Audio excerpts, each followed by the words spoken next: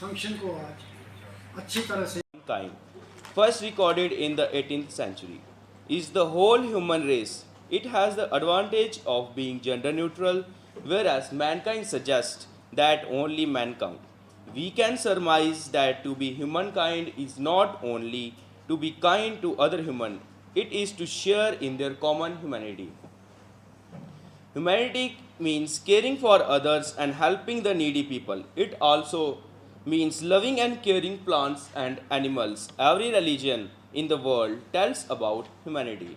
It's the reason we all are what we are today. People who work for humanity are the happiest ones. Helping the poor, disabled, and old is one of the greatest human. You don't need to be very rich to serve humanity. A small student in paying his fees or purchasing books, uniform, etc. We can stand with a helpless pursuit of acts of humanity give a lot of inner happiness and satisfaction. Just enjoy life by traveling and shopping, etc.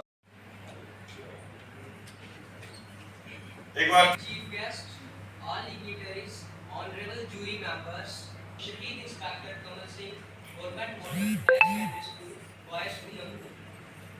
I am reminded of the saying from the Vedas. Sarve Bhavan might have been propounded thousands of years back with the reflex and humane and universal thoughts of our ancestors. But today we all are on a opposite path. We are on a path leading towards hate, ill will, greed, power corruption, and destruction. Humanity is at the lowest stage at this time. Who has died in conflicts and wars? It's human beings. Who is died in Ukraine, Russia crisis? It's we the human beings. But why? Because we have forgotten to be humankind.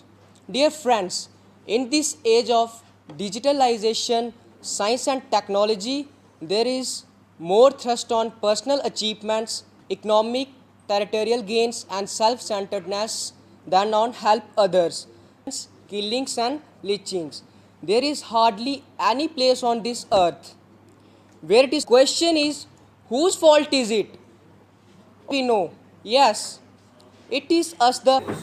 If you want happiness for an hour, take a nap. If you want happiness for a lifetime, help somebody. Activity and self-centeredness will die. They are not different from me. I'll start realizing and adopting. If we take this lesson with us, we will never be definitely be humankind. Thank you. Shahid Inspector Kamal Singh, Head Principal, Boys Udampur. Our next speaker is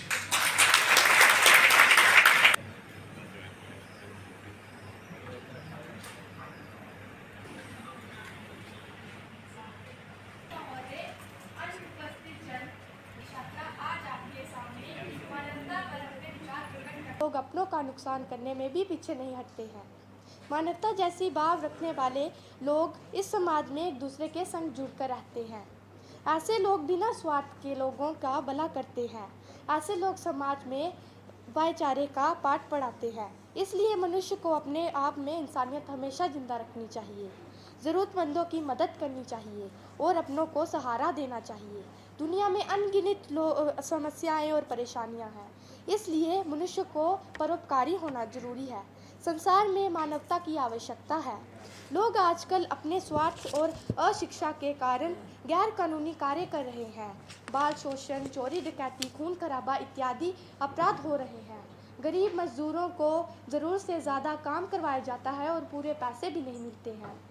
अब प्रश्न है कि मानवता कैसे व्यक्त हो सकती है। अगर रास्ते में कोई आदमी जख्मी हालत में पड़ा है तो उसे तुरंत अस्पताल में दाखिल कराना मानवता की सच्ची निशानी है। मानवता जताने के लिए गरीब भूखे को खाना खिलाया जाता है।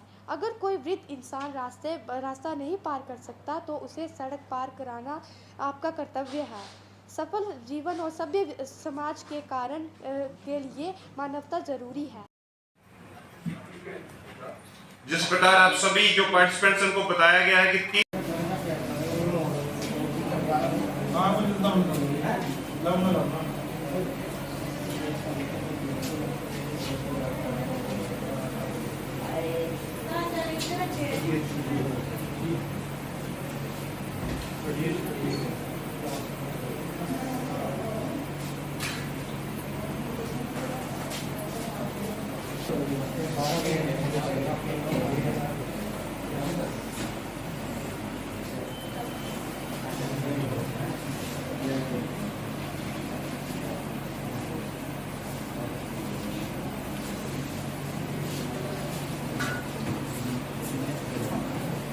क्या संदेश जनता को दिएगा? सामने ये रेड क्रॉस डे जो है वो 8 मई को हमेशा होता है और इसकी मेमोरी में जो हेनरी डोनाल्ड था जिसने ये उसके फाउंडर था इसका, उसकी उस दिन बर्थडे है।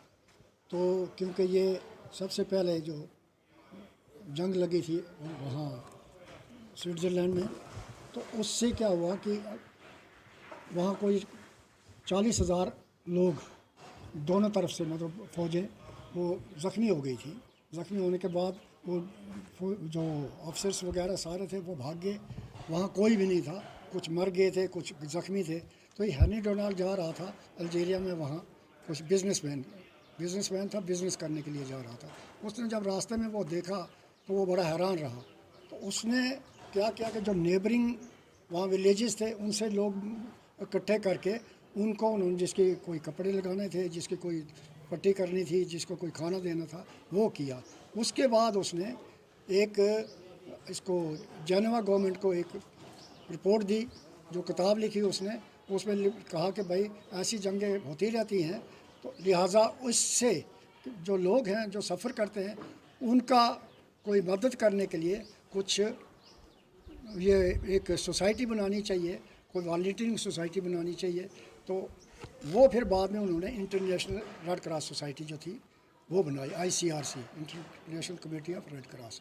अब क्योंकि अब उसके बाद ये हमेशा कहीं किसी न किसी कंट्री में प्रॉब्लम बनती है, डिज़ास्टर भी होता है, कोई ज़रूरी नहीं कि जंग ही हो। उन्होंने ये किया कि भाई इसका जो बर्थडे है, बर्थडे पर कोई एक मेमोरी के तौर पे एक ऑर्गेनाइज किया जाए, कोई क्या बोलते हैं इसको,